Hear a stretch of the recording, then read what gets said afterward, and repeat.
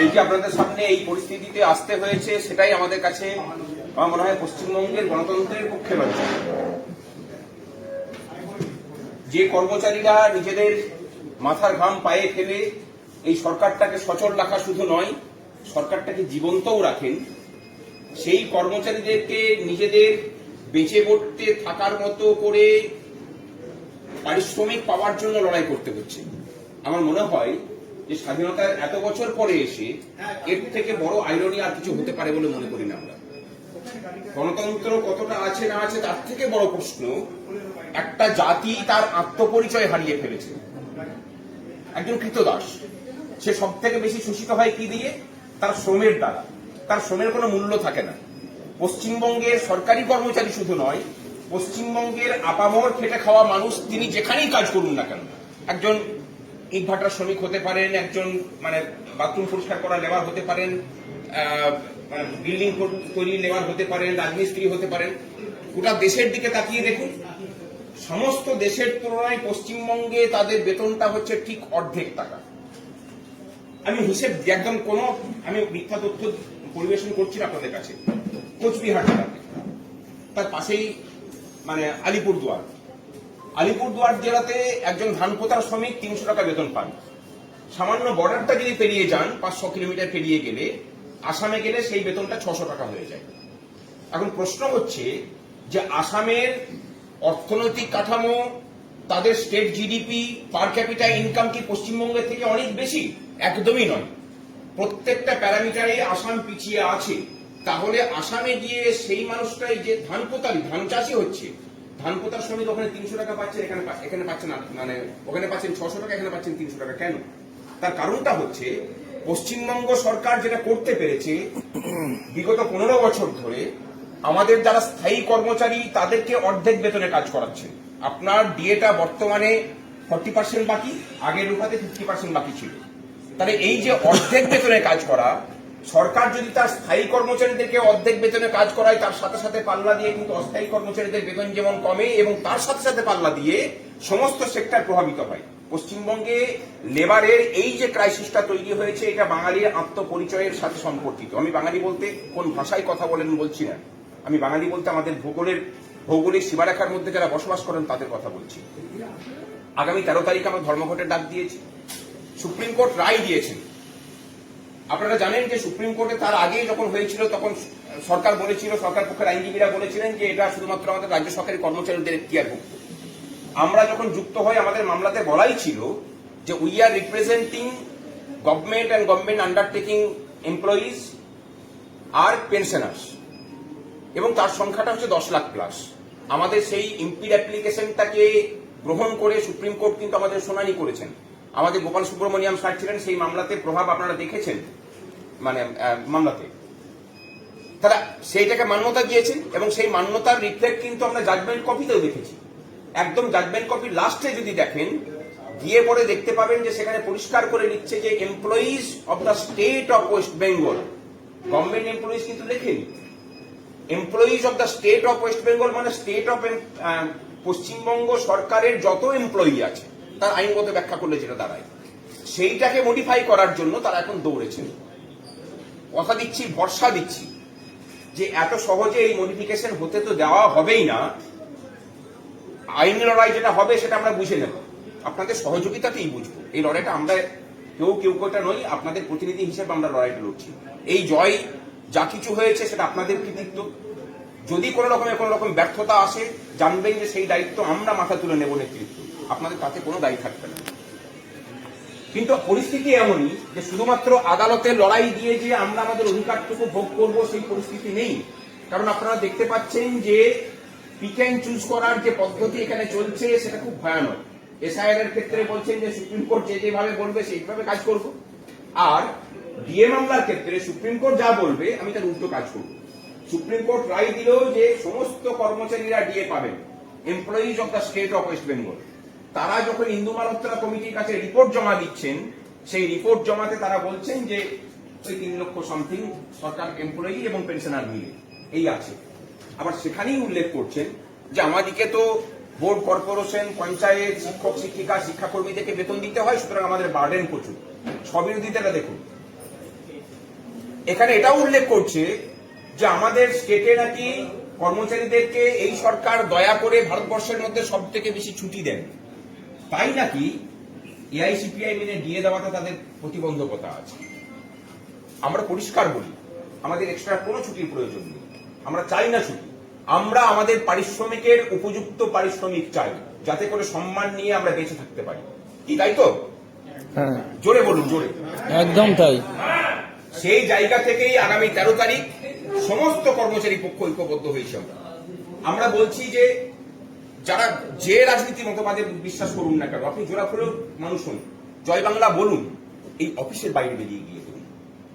ওই অফিসটার সময়টা এটা আমাদের পেশাগত সুরক্ষার শুধু জায়গা নয়, পশ্চিমবঙ্গের মানুষ ভবিষ্যতে তার পরিশ্রমের উপযুক্ত পারিশ্রমিক পাবে কিনা সেটাও কিন্তু নির্ধারণের দিন আগামী 13 তারিখ। এই লড়াইটা শুধুমাত্র আমরা ডি এর জন্য লড়ছি না, এই লড়াইটা লড়ছি আমাদের সাথী যারা অস্থায়ী কর্মচারী হিসেবে কাজ করছেন, তাদের স্বার্থ এখানে জড়িয়ে আছে। আমরা যদি ফুল ডিএটা পাই, সরকার বাধ্য হবে পাল্লা দিয়ে আনুপাতিক হারে তাদের বেতনটাকেও বাড়াতে। বহু প্রজেক্ট এখানে চলে, কর্পোরেশন বলুন, পঞ্চায়েত বলুন, যেগুলো কেন্দ্র সরকারের প্রজেক্ট। হিসেব করে দেখুন, সেখানে যেসব চুক্তিভিত্তিক কর্মচারীরা কাজ করেন, গোটা ভারতবর্ষে তাদের সমগোত্রীয় সেই একই প্রজেক্টে কাজ করা চুক্তিভিত্তিক কর্মচারীদের থেকে এখানে পশ্চিমবঙ্গে বেতন কম।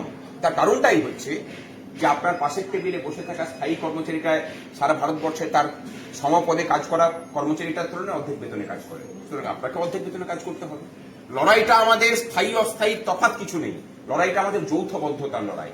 আমরা পৃথক হয়ে আছি বলেই সরকার এইভাবে লুটে ফুটে নিয়ে যেতে পারছে আমাদেরকে, আর নয়। এবার এটা শেষ থেকে ছাড়তে হবে। আগামী 13 তারিখ সর্বাত্মক ধর্মঘট করা শুধু নয়, এই পাশেই হচ্ছে খাদ্য ভবন আছে, এখান থেকে কিছু কর্মীকে অনুরোধ করব যে খাদ্য ভবনের সামনে গিয়েও পিকেটিং করে খাদ্য ভবনের চত্বরে থাকা সমস্ত অফিসকে বন্ধ করতে হবে। আগামী 13 তারিখ এই সরকার বুঝুক যে কর্মচারীরা ঐক্যবদ্ধ হলে পরে যে সরকারটাকে চালানো মুশকিল, সেই ফিলিংসটা অন্তত সরকারের ভিতর পর্যন্ত হওয়া প্রয়োজন। আর যে মুখ্যমন্ত্রী বিরোধী নেত্রী থাকার সময় 164 দিন ধর্মঘট করেছিলেন, এমনকি উচ্চ মাধ্যমিক পরীক্ষার দিনও ধর্মঘট করতে কুসুর করেননি, তিনি যখন বলেন নামাবলী গায়ে দিয়ে কর্মবীরের নামাবলী গায়ে দিয়ে যে আমি ধর্মঘটে বিশ্বাস করি না, কারণ তাতে শ্রম দিবস নষ্ট হয়। আমরা বলছি যে সব থেকে বেশি শ্রম দিবস আপনি নষ্ট করেছেন, স্বাধীনতার পর থেকে এত শ্রম দিবস নষ্ট অন্য কেউ করেনি। আমরা আবার বলছি কোনো অহেতুক ছুটির প্রয়োজন নেই আমাদের, আমরা যা পরিশ্রম করি সেই উপযুক্ত পারিশ্রমিক চাই, এর বাইরে অন্য কিছুটাও আমাদের নেই। পশ্চিমবঙ্গের কর্মচারীরা তাদের দক্ষতার প্রমাণ বারে বারে রেখেছেন, না হলে মাথাতে বসে থাকা এরকম একটা বিশৃঙ্খল পরিস্থিতির মধ্যেও রাজ্যভাবে চলছে এক এবং একমাত্র সেই ঐক্যবদ্ধতার ছাপ এবং নিজেদের যে পুরুষাকার, নিজেদের যে বীরত্ব, নিজেদের যে যাত্রাভিমান, তার ছাপ কর্মচারীদের মধ্যে প্রচারিং চলছে। এটুকুই বলার। আর বলছি আবার ভরসা রাখুন, কোন রকম কোনো বিভেদ হতে দেব না।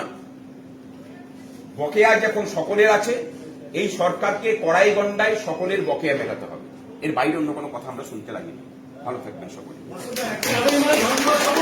সবল করুন, সবল করুন, সবল করুন, সবল করুন, সবল করুন, সবল করুন। আর এই ধর্মঘটে কিন্তু সমস্ত পক্ষ ঐক্যবদ্ধ হয়েছে। একটা শ্রম চুরি করা, বাঙালির শ্রমকে সস্তা শ্রম বানানোর চক্রান্তের বিরুদ্ধে সমস্ত কর্মচারী ঐক্যবদ্ধ হয়েছেন। এটা শুধুমাত্র সংগ্রামী যৌথ মঞ্চের লড়াই নয়, যৌথ মঞ্চের লড়াই নয়, বরং কর্মচারীদের লড়াই। হ্যাঁ, একটা প্রশ্ন, যেটা আমি সরকারি কর্মচারী হিসেবে আমরা সবাই বঞ্চিত, এখানে কোনো দ্বিমত নেই। শুধু একটা জিনিস যেটা আমাদের গভর্নমেন্ট খালি ভয় দেখায় যে আপনাদেরকে ডায়েস নন ওই সার্কুলার করে একদিন চাকরি ছেদ এই কমিয়ে দেবে, এর কোনো কি সাংবিধানিক বৈধতা আছে? আচ্ছা, দুটো তফাৎটা ভালো করে বুঝুন, এবং শুধু নিজে বুঝলে হবে না, যতক্ষণ না স্যাটিসফাই হচ্ছেন আমরা বোঝানোর চেষ্টা করব। ধর্মঘট এখানে চাকরির